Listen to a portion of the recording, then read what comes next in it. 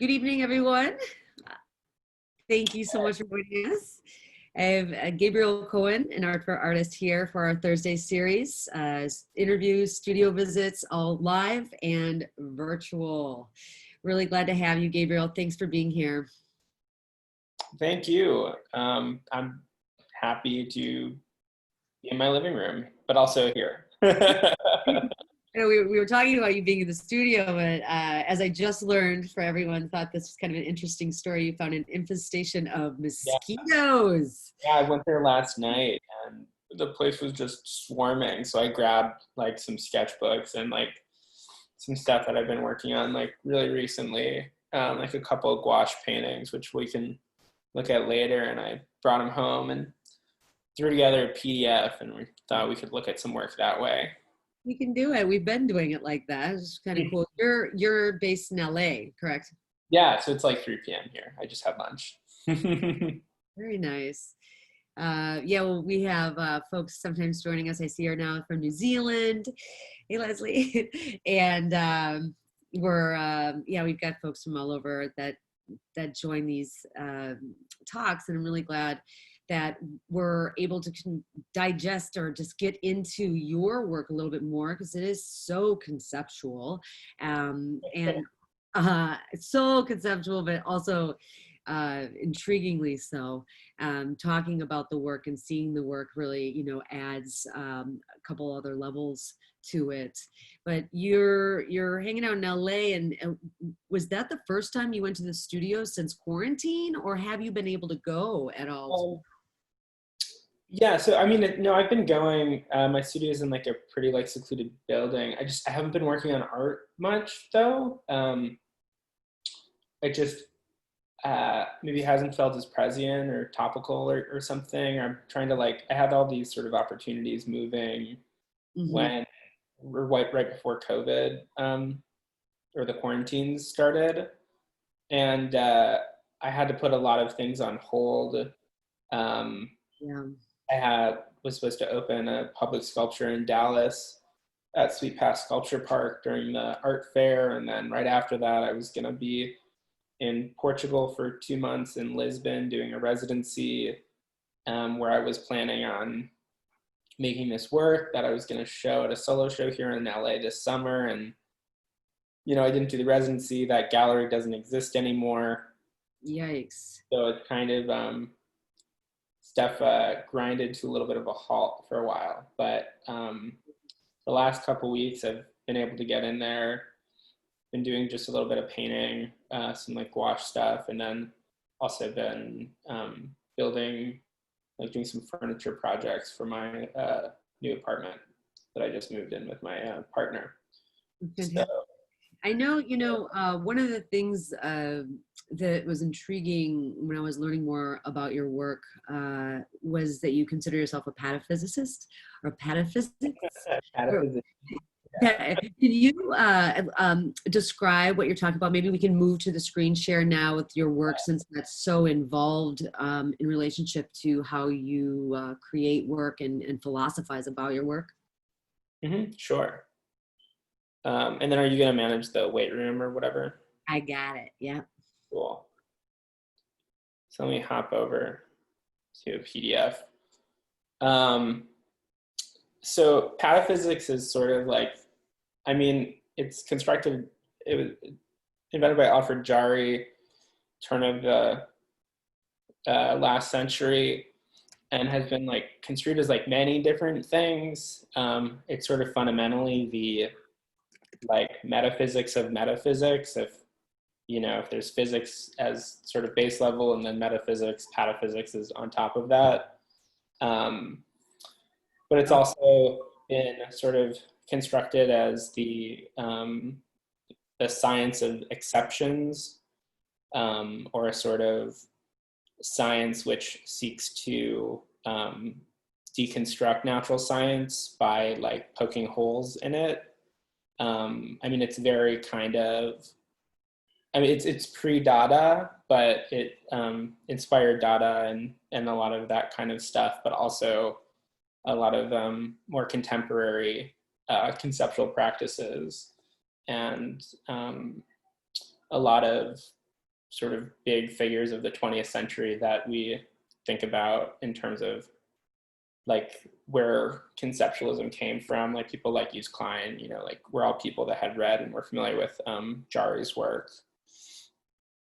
But so I guess in the sense that I consider myself like a pataphysician, I think about like my relationship to my work as a series of like perversions, I guess. Like I'm interested in materials for the wrong reasons, or, you know, interested in history for it's my personal relationship to it, or, you know, sort of things like that.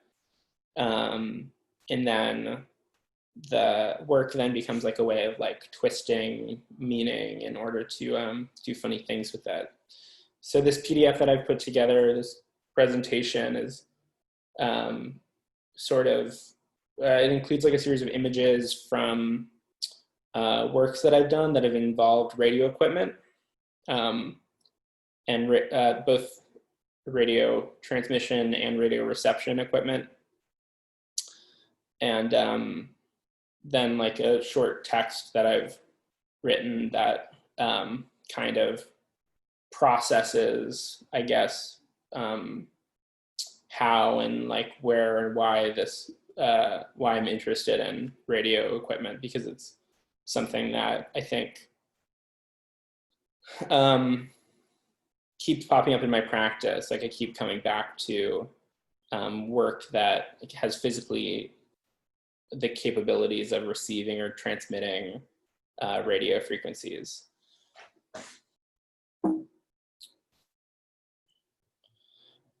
So from a radio transmitter, radio waves propagate at the speed of light. Those transmitted from a terrestrial location have the power to breach Earth's atmosphere and can propagate indefinitely through space, unless they're, you know, intersected or bounced off of something. But they, you know, the signals will move until they redshift into a different wavelength of electromagnetic radiation, but they'll continue indefinitely, basically. And so from a terrestrial location, while these signals can move upward with little to no restriction due to the presence of earthly obstacles, FM radio waves typically don't travel more than 30 to 40 miles on the Earth, because they hit things like mountains and they're absorbed. Buildings less so, but, you know, in a city that does play a part. Yeah. Pardon, just really quickly, do you engage in practice transmitting any AM waves ever, or do you have you used shortwave radio? I'm interested in AM. Shortwave is less interesting for me because of it's so low power. AM I think is interesting because it propagates around on the ground rather than through the like sky. Mm-hmm. Like it's because of the like wavelength. It kind of slithers, which I think is interesting.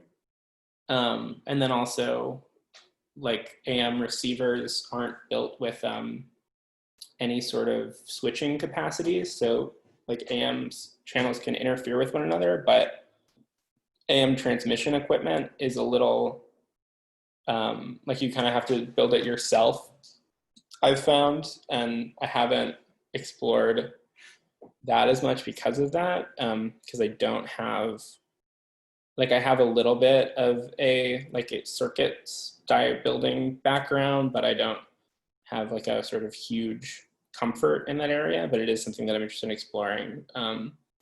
But FM particularly is interesting to me because it's powerful enough that it does escape the Earth's atmosphere, which is something that I think about in relationship to it a lot. Yeah, but back to like considering like terrestrial FM frequencies, there are anomalies that do cause radio waves to have like a dramatic increase in the reception range, such as sudden changes in the atmospheric conditions. They can even be refracted by the ion trails of falling meteorites, and there are even signal boosting techniques that utilize meteorite trails in order to transmit information over longer distances without the use of satellites. Actually, in the US, even today, contemporarily, all of the snow reporting that's done in this country, like snow depth, snowfall reporting, is all surface-based transmissions because they don't have enough funding to use satellites, I guess, but they use the ion trails of falling meteorites to send information about snowfall across the US, which is a sort of funny thing to think about. But they Oh, go ahead. I was just going to ask a little bit about what we're looking at here on this slide. It looks almost like a an alien device, a transmitter and receiver all at once. The work itself is almost looks performative. Yeah, so this was like a degree project of mine from college, undergraduate. It involved like a sort of resuscitation of like a long form piece of writing that I had done over a series of FM radio stations. I had written like a sequence for each. Sorry, I think there's an ice cream man outside. I don't know if you're getting that bell in the. Yeah, it's. But can you still hear me okay though? Yeah. Yeah. Okay. But I performed each of the sort of like pieces of writing over a FM station that was for that piece of writing, and that work. In that work, I was sort of exploring like the like local histories of the U.S., also like highway systems. I was really interested in infrastructure at the time. The sculpture formally is based off of like a flatbed truck. So like the big rubber pieces, are actual like tire flaps, and then all of the kind of like openings are based off of like different designs for the undercarriages of flatbeds. The hardware is all sourced from trucks, and then on top of that, in this sort of plexiglass vitrine that I had built, were artifacts from different like areas around the U.S. and kind of like infrastructure history that I was interested in at the time, and I was using that to think about like theories of interiority. So even I like didn't really have a framework for patterns that I was doing this, but I was still sort of taking one thing and using it to assess another. But anyway, back to this sort of, so these radio waves can even like bounce off of heavenly bodies like the moon, the Venus, close planets, distant stars. And because of this, they can appear to echo as they return to their points of origin. And so there are sources all around the Earth that cause these and near Earth bodies, but echoes longer than 2.7 seconds, which are categorized as long delay echoes. Their sources remain largely unknown. So if you remember, so like these waves are traveling at the speed of light, so 2.7 seconds is actually a pretty long echo. So, this could be bouncing off something that's very far away, like at the edge of the solar system, even.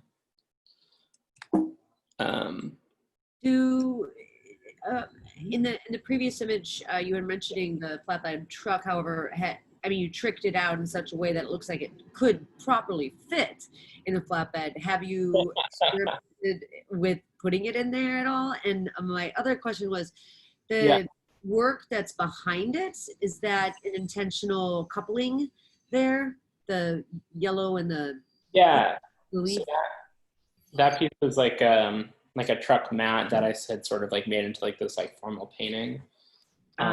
using the kind of like forms of like logistics to like describe a kind of like more painterly image, I guess, or create a more painterly image. But so yeah, this work exists, like all the different like pieces that there are like images of in this slideshow, like they're not necessarily like related, but they all share like this interest in, or the radio components and my interest in transmission. And that's this thing that kind of ties them together. But I'm happy to, like, after we go through this, we can get into the pieces specifically. I can pull my website and I have detailed images of all of these things that we can take a look at together. Does that, yeah? Yeah, great. Well, let's just look at some more work. And I know you have some really exciting stuff that you've been working on in relationship to the animation, so I definitely want to get to that too. Yeah, of course. Let me just breeze through this really quick then. But yeah, so like radio waves, all electromagnetic waves can be affected by diffraction and made to produce echoes, and this includes light, and that's been seen with distant quasars. So literally, like, the image of a thing can appear in different places or appear to be coming from different times, echoing throughout space as it approaches the Earth. Which has led me to the sort of thinking that, radio transmission isn't a merely tool for the sharing of information, especially when you consider the presence of radio waves emitted by deep space objects and the electromagnetic radiation produced by the cosmic microwave background is present in like any static above 15 megahertz, which is most high-powered FM stations. They're picking up the sort of history of the universe, and it's in the back of everything that you listen to. And due to that, I've come to assess radio as a tool for understanding scalar relationships. And with it, voices both far away in distance and time are closened, and things believed to be discrete are revealed to be cyclical in their echoes. So now I can hop over to my the website. We can take a look at some of this works in more detail, or would you like to look at something else next? Yeah, that sounds great. The work that we have in Artfare, with the sculpture that's looking like a telephone pole, and then of course this work, I find conceptually really intriguing. I'd love to hear you more. Speak more to these two. Sure, of course. Let me just see amounts that'll fit in the frame. There we go. Yeah, so do you want to start with this work? So this piece is titled Spots Along the Highway Where the Void in the Heart of the Universe Looks at Me. So it has a number of components. It's all like hand cut, like marketed plywood, so nothing is stock in it. It's all kind of delicately fabricated, funnily enough, because it's kind of a rough sculpture in some ways. But so the freestanding piece, which is about 7.5 feet tall, so just above like a human scale, of course, both echoing across, but also designed more closely to reference a telephone pole, is it has 4 speakers in its base, and so all of the wires that you see running out from it to the wall-mounted piece are live, so they're all carrying electromagnetic signals. So the power conduit is in the base of that also, and all of that serves to bring power to a car radio that's embedded in the wall work, which functions. When I have shown this piece, I just have the work set to static, so it's picking up that sort of cosmic background radiation. But it's an interesting effect, you know, because the piece isn't, or like the wall piece, there are no power cords running to it, so it's this kind of exists sort of mysteriously. And then the large print of a drawing on there is from a series of works that I had been doing at the time that I was thinking about as being star maps. So I was taking these sort of existing constellations from different astronomical and astrological texts and reassessing them or reprocessing the sort of images that correspond with them based off of active research and visual research that I was doing. So the you can see the Roman numerals on there, which correspond to the locations of some of the compositional elements, are the correspond to the stars in the constellation of Butez. So Alpha, Sigma, etc. And within that constellation, as it exists physically in space, there is what's called what's known as the Butez void, which is like the largest absent or like empty space in the universe. And when I was doing research on that, I was thinking about that in terms of the way the void is addressed within recent art historical practices as this kind of like Klein, for instance, like this kind of like dramatic like emptiness that like, or unknown that like the artists like thrust themselves into to like make meaning.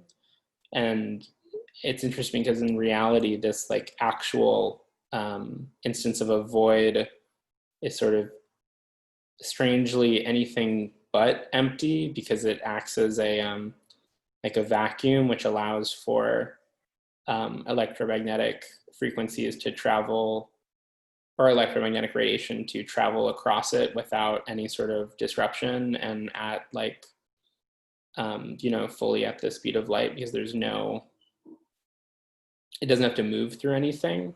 So it's actually a space that allows for a sort of unfettered communicative possibility. And I wanted to collapse that, or those two kinds of art historical and like reality of like what like a void is and how it exists into this work. And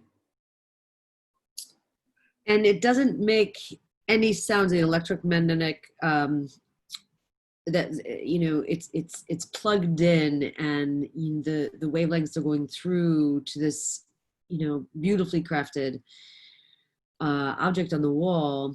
Mm-hmm. Yet, you know, it's misleading because of the radio receiver that's below it, or I don't see any speakers or anything, but did it? Oh yeah, there are speakers in the base of the freestanding piece. Yeah, so they're hidden, but the let me zoom in. These channels allow the sound to pass through. But so it basically was just tuned to play static. I mean, I suppose if you wanted, you could, you know, listen to your favorite radio station on it. And like the cosmic background radiation would still be present in that as well. So it doesn't quite matter what it's tuned to, but I thought the sort of effect was a little stronger when it just played static. Gotcha. But yeah, it creates this, it's a sort of a funny thing because, you know, when you think about like tech, it's like you plug the thing in, the speakers are visible, everything's kind of straightforward, and I'm kind of like pulling systems apart and making them a little bit more obtuse here as well. And then I think I have some details of that as well that we can Mhm. You have a comment from Leslie Falls. She's mentioning that the wood is beautiful and the presence of the artist's hand is a nice contrast to the technological elements. Thanks. Yeah, I think that hand is really important. I feel like a lot of conceptual work that I, um, was sort of taught about when I was in school was all, really preoccupied with like the removing of the artist hand, um, and the sort of presence of the system which produces the work. So in a sense, I think I'm maybe like distant from that notion of conceptualism. Um, like the work needs to exist formally, in my opinion. Like if it doesn't have like a kind of form, it's giving up a lot of its communicative potential, I think. And I also like working with my hands, so it helps to have some excuse to do that. But yeah, so when I produced this, I was, designing all of my own pieces. Let me reopen this image.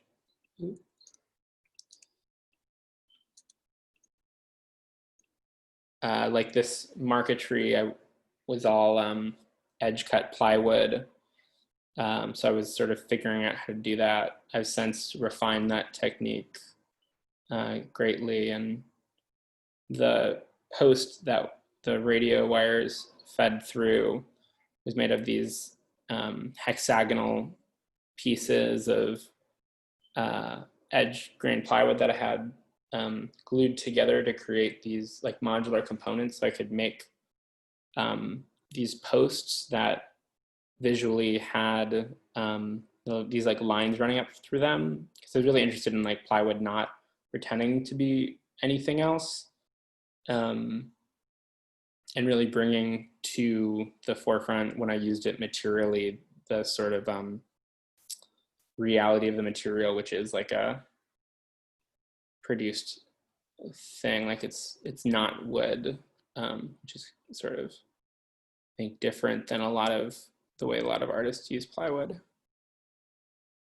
And And then, with the sculpture and the electronics, mhm. as well as the craft of this of the wood sculpture, it's truly compelling.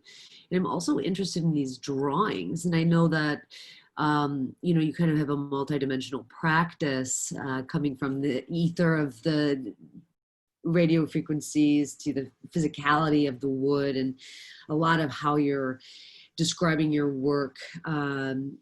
You reference celestial bodies and this kind of um, these things that are coexisting are really didactic in this way. We were talking about formalism, but then also this larger etherealism, I suppose. And I'm interested in some of your drawings. They seem to reflect that grasping for air almost quality. Like it's there. I don't know if you have any more. Up, and then we can look at some newer drawings that I have here. So I mean, this is sort of a drawing. It's like a relief sculpture. And then yeah, I have these ones. Yeah, so I think the drawing has like a sort of different degree of synthesis. There's a lot of like sort of references to like Greco-Roman like characters, also like Judeo-Christian myth stuff. Like with my drawing practice, I'm very interested in like the sort of history of like meaning formation, and like how we deal with the like, I guess, symbols. But I'm really not, a like a symbolist or something. The reference are kind of empty generally in my work. I mean, they're hyper specific often. Like I'm referencing like Renaissance paintings or, Greek reliefs or what have you, but I'm not, invested in creating some sort of like overarching symbol system. But I do return to some images because I find them compelling in the way that they relate to like the body, I suppose. Like I'm really interested in these or in images of Atlas, I guess. The Greek mythic character who's tasked with holding the heavens or holding the stars, and that of course is sort of obvious in the way that that relates to like some of the sculpture stuff, and then the other thing that I'm really interested in is I guess it's like this print series that is known as the Four Disgraces, or Disgracers, excuse me, by Goldsmith. But so it's Northern Renaissance, it's a similar era. I can see if I can pull up these in higher resolution. But so this series, it was these four Greek mythic characters who attempt to enter this sort of celestial or heavenly space. There's Icarus, who flies too close to the sun, and Apollo's son, who attempts to like ride the chariot and is burned by the sun. So there's these themes, but the characters always end up falling from these like heavenly spaces or celestial spaces because they're unworthy of access generally. And that's something that I've been really interested in recently, is those sorts of stories or those characterizations. Let me see if I can. Analogies of, human form floating or falling from the heavens, and yet, and also your fascination with radio waves and how that travels through the air as well. Yeah, exactly. So it's kind of like, it feels like a personification of some of those interests. But so I began collecting these images and sequencing them almost like a choreographic score. You can see here, these are the disgracers that I was speaking of, so that's kind of where this started. But I started inverting a lot of these images, and these falls became leaps. And of course, there's Klein jumping into his void. And then when I had inverted them and these falls became leaps, they seemed really kind of, I guess, dancerly to me. So I think of this as sort of a choreographic score. And then, I had spoke briefly about working with a dancer to like try to like produce like this score as like a sort of Butoh style dance work, but then also, COVID happened. So I didn't do that because there's nowhere to present that kind of work right now. So instead I've started animating this sequence, taking all of these images and just interpreting them as keyframes, and then interpolating between them by hand, drawing in between frames. And I'm about halfway done with that, and I can pull that up. Please do. Oh,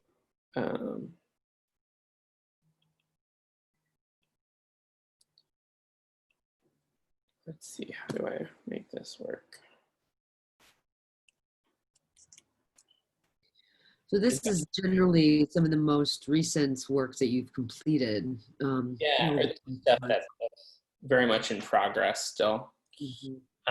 So this is about half of that sequence. So you guys should be seeing that animation. But yeah, so using some of the, teaching myself new skills is also something I enjoy. So I don't have any animation background at all. So this is sort of just me like going for it. And then, so I've considered like this project existing in a number of ways. But one thing that I am interested in, because I did sequence the sort of choreographic work as like a rise and then a fall. So I was interested in like using this animation in some sort of timekeeping device, or using it as like a clock somehow. And I think I can probably do that by using some software to further interpolate the sort of animation that I've done to create something that is, like 12 hours long and becomes like a solar clock that is then like a sort of collaboration between me and like a function of the computer. And but I know it wouldn't really work with the hand-drawn animation, because it's like not enough information for the computer vision to be able to interpret. So I've started to recreate these keyframes as gouache paintings, both because I thought it would look nice, but also there's just a lot more information there. Let me put a piece of hair behind this because it's on trace. But, so this is like the most recent stuff that I've done. And Gabriel, those are lovely. They're really sensitive. Also brooding in this way. The way you've done the darker shade wash. It's on vellum or just? Yeah, it's on vellum. It was the easiest way to like directly transfer the frames, and then I also really love drawing and painting on vellum. It kind of destroys the surface, but it's a really nice feeling, like to have no tooth on a page. Yeah, it's like it gets so. Yeah, it's just the line. And yeah. Well, what are you? You have this great animation. I mean, are you thinking just standardly to throw it on a monitor and hang it in a gallery, or how do you foresee the presentation of this animation? I mean, I can understand, your sculptural practice, it somehow incorporating that, but how do you envision it being presented? Yeah, so I sort of see two versions of it. The one kind of like longer kind of work as a clock, which would be like a 12-hour machine interpolated, like sort of painting that would, like kind of reorganize itself. And I think that would be a monitor work, or potentially a projected work. I've played around the idea of like actually rigging like small scale projectors to clock mechanics, so that the piece actually, or the projection, moves with the clock motion. And I like built some prototypes to that extent that are in my studio to varying degrees of success. And then the other sort of idea that I had was the hand-drawn stills, or the original paintings, depending on how I want to go with it, I'd be able to use to make a sort of like zoetrope sculpture, which I think would be also interesting, but like exists very differently, because that would be a sort of hand cranked or hand operated thing, so it would engage like a viewer in a very different way. But I think, yeah, I think I'll probably end up making both versions, just because the gouache paintings, it's like each one of those little paintings like takes an hour, so that's 100 hours of work, versus like the animation is more than halfway done. Like there are more frames that I haven't had a chance to scan yet, but yeah, so there's probably going to be both at some point. Mm-hmm. And you're in LA, you're making work. There's a couple shows that have been postponed or canceled and all the good stuff. And Yeah, I can actually show the Dallas work also. I have a, oh yeah, the Dallas work, please do.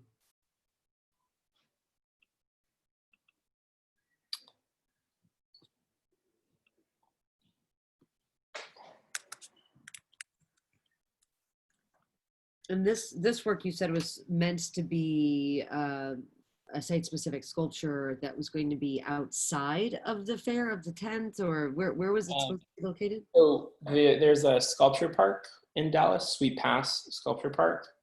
They're a nonprofit, and it was going to be an exhibition there that was going to be simultaneous with the Dallas Art Fair. But it was yeah, it was being organized by curator Nathan Hitchcock, who's at Roxbury Liberal Arts in upstate. I'm not sure if you're familiar with that space. I think it's I forget what city it's in, but they've done some pretty exciting programming. But I've known Nathan for a while. But yeah, Letha Wilson was going to be in the show. Fantastic. Some other interesting people. I think for a while, Idris Soto was in talks with being in the show, but I'm not sure if he was in the final list or not. But so this work would have continued my sort of exploration of these like radio containing devices. The sort of form of the piece is, lifted from telecommunication towers pretty exactly. I copied, sort of their like the size ratio of all of the components, and then shrunk it down, and then it like reuses some of the building techniques that I developed for other works. And then so at the top of the piece, where the sort of communication equipment typically would be, instead is like a radio. So it's a piece of equipment meant for reception. And it doesn't, rather than having any speakers, or traditional speakers rather, there is Foucault's Pendulum in the center of the work, which is actually hung using speaker wire, which is plugged into the radio.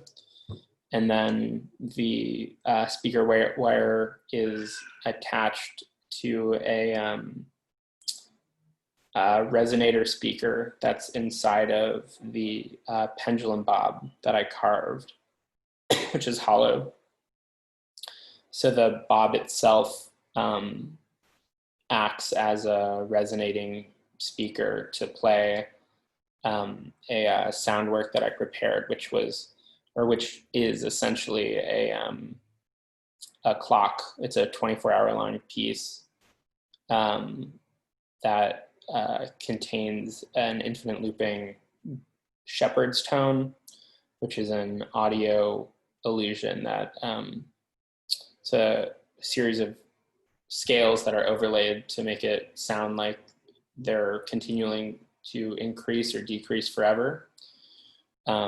So in the space of this sort of, it kind of like sounds like it's sinking. It's really kind of surreal thing being next to it. And then on the hour, it plays a tone.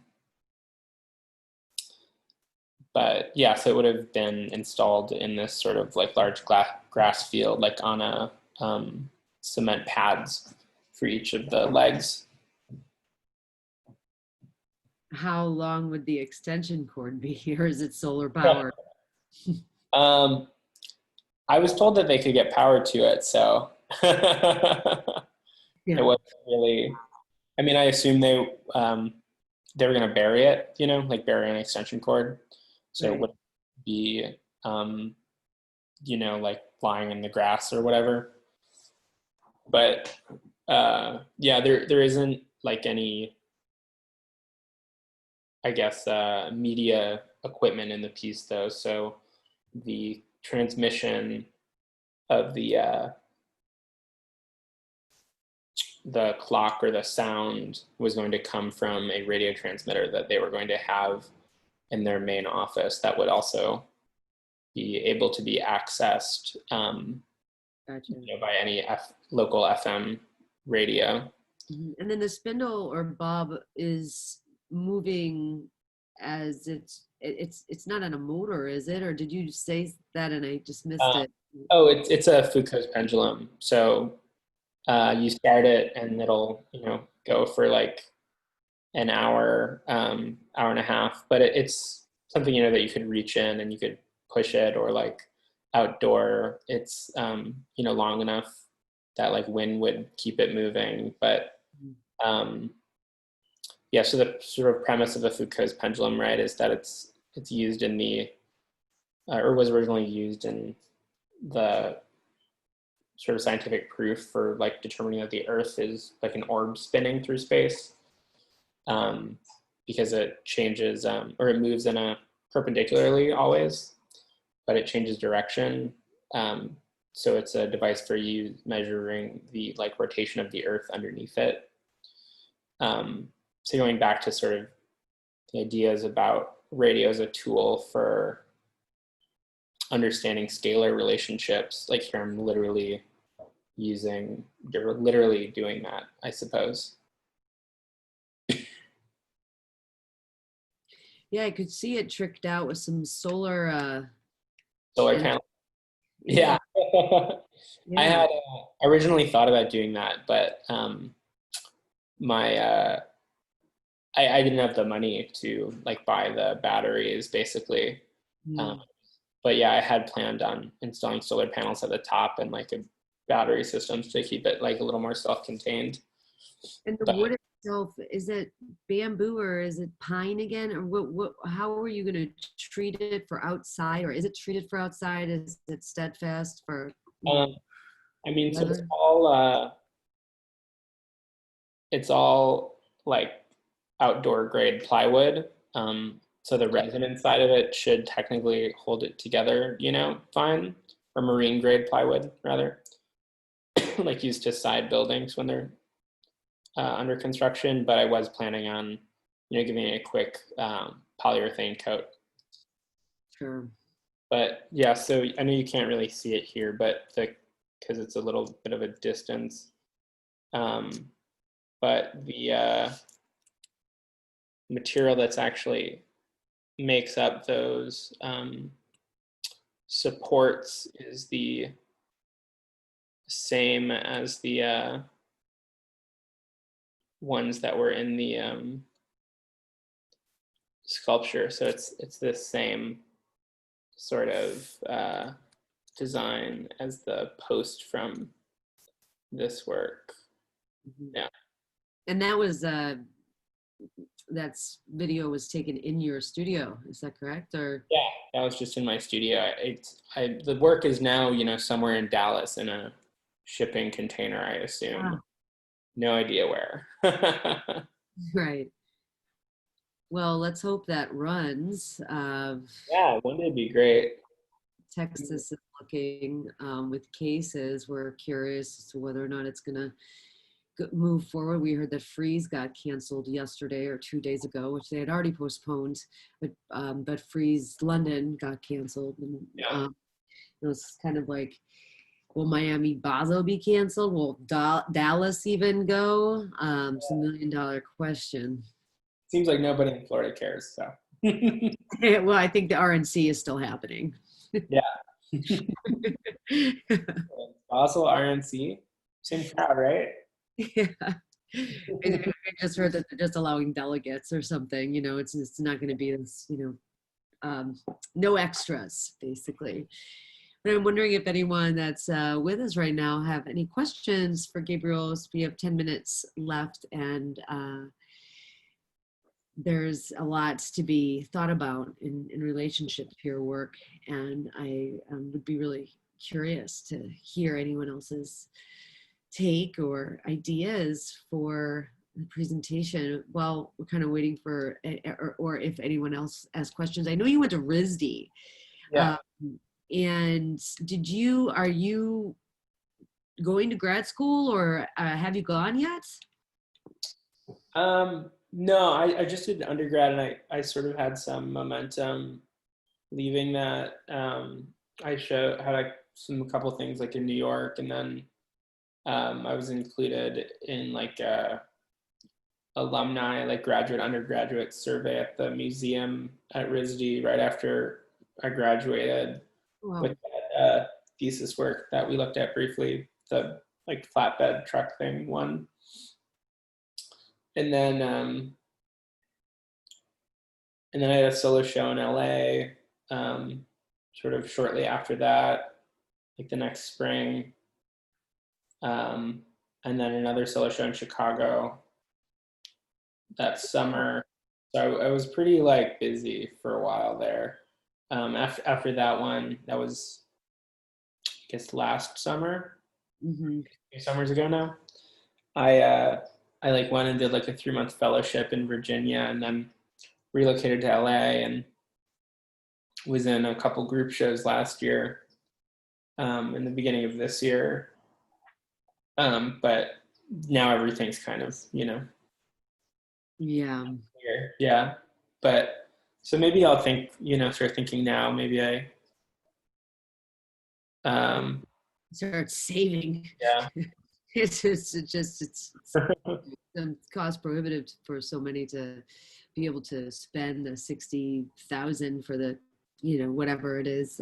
Some, not just to mention the tuition, but the cost of living, depending on when you go, and you know, whether it's really worth it at the end if you've got all these shows and you're continuing your practice. And a lot of times the graduate credential definitely can lift you up a little bit.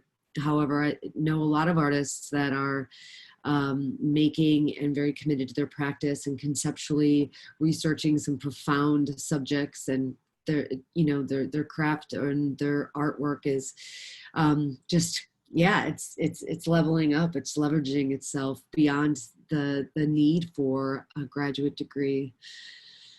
Yeah, I mean, I think if I went and got one, I don't know if I would do it in art, you know. There's a woman at what school is it? It's one in upstate New York. I'm forgetting which school it is now, but her name is SUNY, or is it a SUNY school, or is it a like Alfred? No, it doesn't matter, but her name is Verity Platt, but she's a classicist who sort of writes about like Greco-Roman culture and like a really interesting like viewpoint. Like she writes like from like a like sort of perspective, like a training as like a contemporary art historian. So she talks a lot about like framing mechanisms and like these sort of how I guess different mechanisms of like frame and frame within frame, like related to like the culture of like the era. But she has this really great essay that's about like mortuary structures that I read recently that I just found like super compelling. She talks a lot about like how the faux facades on sarcophagi are meant to, or like symbolize like this like idea of the realm of the shades, and the sort of onlooker is meant to hold this contradictory knowledge in their head that like both the sarcophagi is empty and filled at the same time. Like it's filled with like the spirit, but then because the sarcophagi were made out of lime, they like aided in the decomposing of the bodies. So it was both empty and filled, but then had this like imaginary space also, which was like the sort of Hades. And yeah, I don't know, like I feel like I could like, you know, study classics or something and like have a great time. Yeah, just based on your interest in the classical drawing that you're doing and researching, and yeah, see that, but also the radio stuff is, there's so much there within nothing, you know. It's just like there's so much to think about, that which we can't see, being able to take those concepts and formulate them within your sculpture. I think it is really, as I mentioned already, really super compelling. And the moving on, you know, more site-specific installation-based stuff, I could see those works, you know, becoming not only standalone sculptures, but yet the work, as you mentioned, having more of audience participation within. We're already listening and kind of engage. I wonder if there's any kind of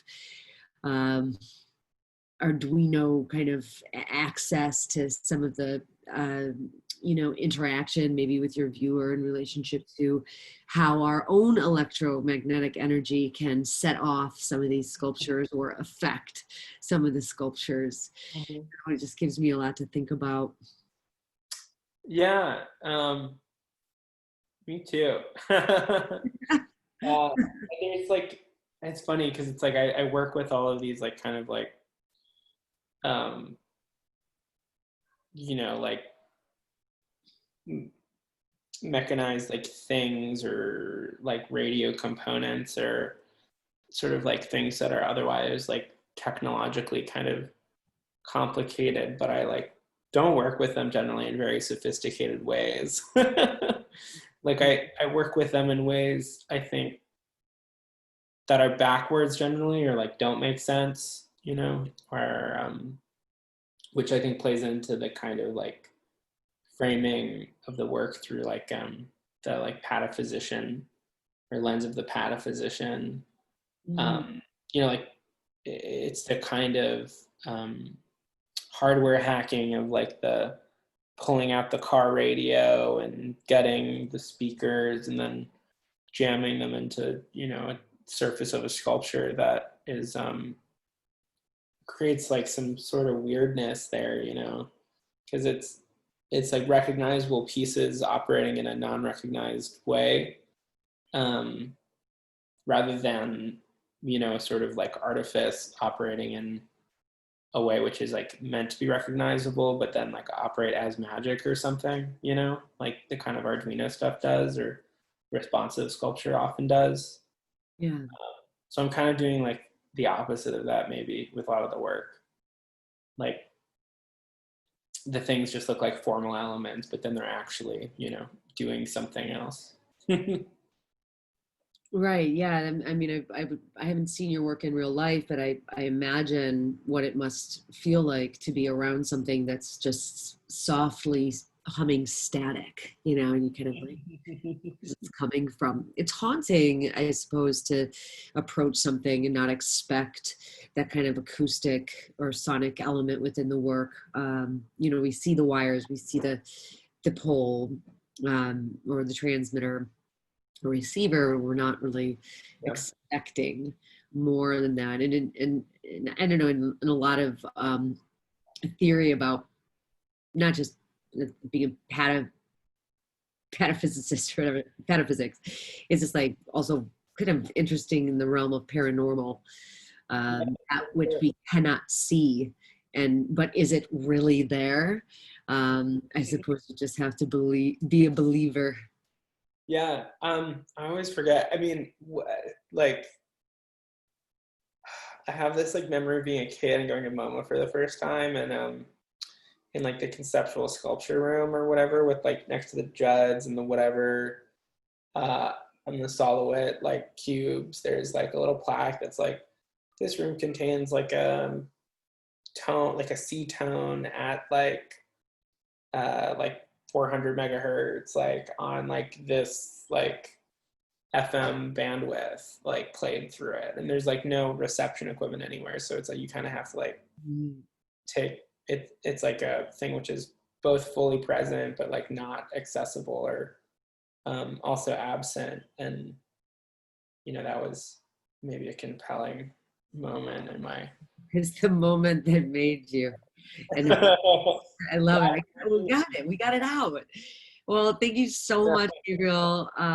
It's been fantastic to talk to you more about your work and get the nitty gritty behind some of those sculptures and sound works. And the new animation, it's really going to be great. I can't wait to see how it turns out in relationship to its structure and how it's presented. But again, thanks for participating to do this. Thanks for being on Art Fair. And thank you for everyone that joined us this evening. Yeah, I don't know if you want to say any last words. I don't know. Stay safe, I guess. Yeah, stay safe. Well, thanks, and keep up the great work. Thanks. Ciao. Yeah.